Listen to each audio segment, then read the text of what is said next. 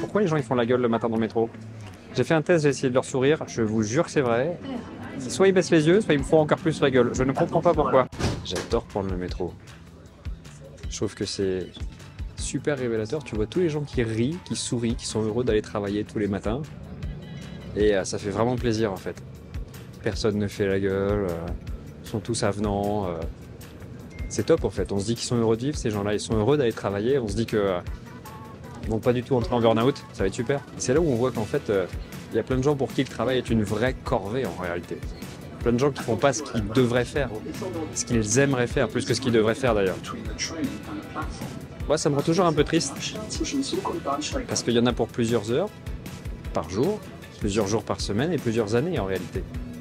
À traîner comme ça toute la journée, le poids de ce travail qu'ils vont devoir faire à longueur de vie qui va les user. C'est marrant parce que tu retrouves pas ça dans tous les pays où tu peux voyager.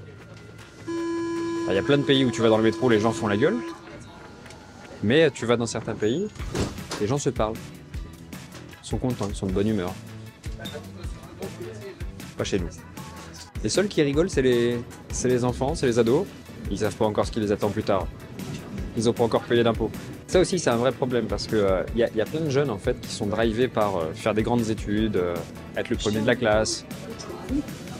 Et au bout d'un moment, ils se rendent compte que ok, c'est bien d'avoir couru après le diplôme, après le titre reluisant, mais ils vont se retrouver dans une boîte ou dans un métier qu'ils n'aiment pas faire.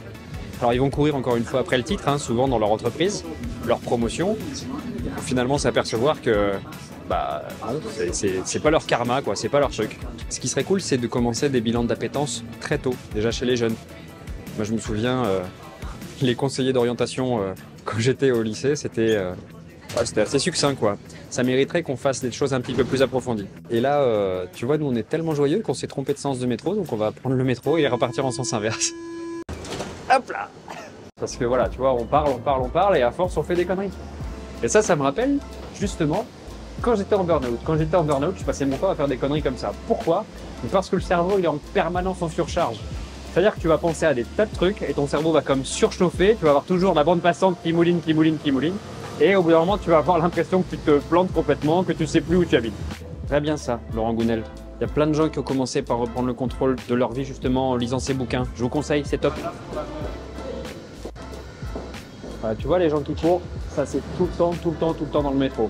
Le problème c'est quoi? C'est que les métros, il y en a toutes les 2 minutes. Toutes les 2 minutes. Donc en fait, ça sert pas à grand chose de courir à part augmenter son stress. Au contraire, si tu as pas ce métro-là, tu auras le suivant. Mais ça, malheureusement, nous humains, c'est pas dans nos logiciels. Nous, on veut absolument avoir celui-là et être pressé. En faisant ça, on augmente notre stress. On se détend, on respire, on prendra le suivant, il y en a tout le temps.